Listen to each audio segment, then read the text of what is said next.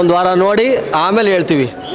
Okay, ಚೆನ್ನಾಗಿದೆ. ಇನ್ನೊಂದು ವಾರ ನೋಡಿ ಕಂಟಿನ್ಯೂಸ್ ಆಮೇಲೆ ಹೇಳ್ತೀವಿ ಏನು ಅಂತ ರಿವ್ಯೂಸ್. ಫೋಕಸ್ ಮಾಡಿಬಿಟ್ಟು ಇನ್ನೊಂದು ಸಲ ಹೇಳ್ತೀವಿ. ಫೋಕಸ್ ಮಾಡಿ ಮೂವಿನ ಚೆನ್ನಾಗಿ ಇನ್ನೊಂದು 2-3 ಸಲ ಫೋಕಸ್ ಮಾಡಿ. ಮೂವಿ ಮಾತ್ರ ಭಯಾನಕ. ಪಾರ್ಟ್ 2 ಬರುತ್ತೆ, ನೋಡ್ಬಿಟ್ಟು ಹೇಳ್ತೀವಿ ಬಿಡಿ. ಇನ್ನೊಂದ್ಸರಿ ನೋಡ್ಬಿಟ್ಟು ಡಿಫ್ರೆಂಟ್, ಸೂಪರ್, ರಿಯಲ್, ಸೂಪರ್ ಮೈ ಬಾಸ್ ಚೆನ್ನಾಗಿದೆ ಸರ್. ಇನ್ನೊಂದು 2 ಸರಿ ನೋಡಿದ್ರೆ ಅರ್ಥ ಆಗ್ಬೋದು.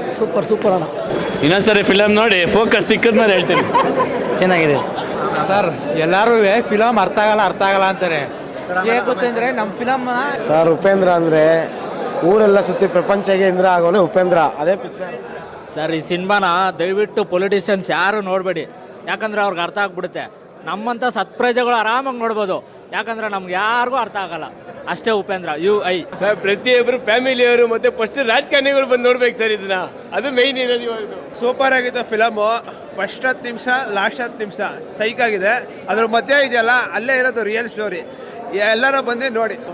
Super sir. ಫುಲ್ ಜನ ಎಲ್ಲ ಅರ್ಥ ಮಾಡ್ಕೋಬೇಕು. ನಮ್ಮ ಭಾಷ್ ಫಿಲಮ್ಮೇ ಸೂಪರ್ ಸರ್, ಸಖತ್ತಾಗಿದೆ. Message oriented. ಸೆಕೆಂಡ್ ಹಾಫ್ ಬರೀ ಮೆಸೇಜ್ ಕೊಡ್ತಾನೆ ಹೋಗಿದ್ದಾರೆ. ಎಲ್ಲ ರಿಯಲ್ ಬೆಸ್ಟ್, ವಾಸ್ತವದ ಬಗ್ಗೆ ಚೆನ್ನಾಗಿ ಹೇಳಿದ್ದಾರೆ. ಈ ಫಿಲಮ್ ನೋಡೋದ್ಮೇಲೆ ಫೋಕಸ್ ಸಿಕ್ಕಿದೆ. ಸತ್ ಪ್ರಜೆಗಳೆಲ್ಲ ಎದ್ದು ಬಂದು ಸಿನಿಮಾ ನೋಡಿ. Extraordinary movie sir. ಈ ಥರ ಮೂವಿ ಮಾಡ್ಬೇಕಾದ್ರೆ ಉಪೇಂದ್ರ ಅವ್ರ ಕೈಲಿ ಒಬ್ಬರ ಕೈಲೇ ಮಾತ್ರ ಆಗೋದು.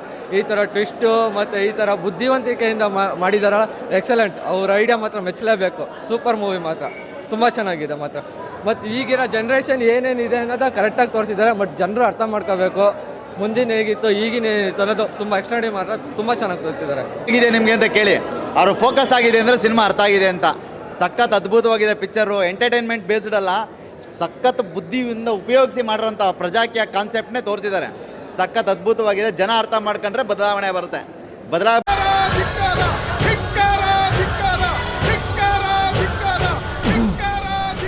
ಧಿಕ್ಕಾರಕ್ಕಿನ್ನ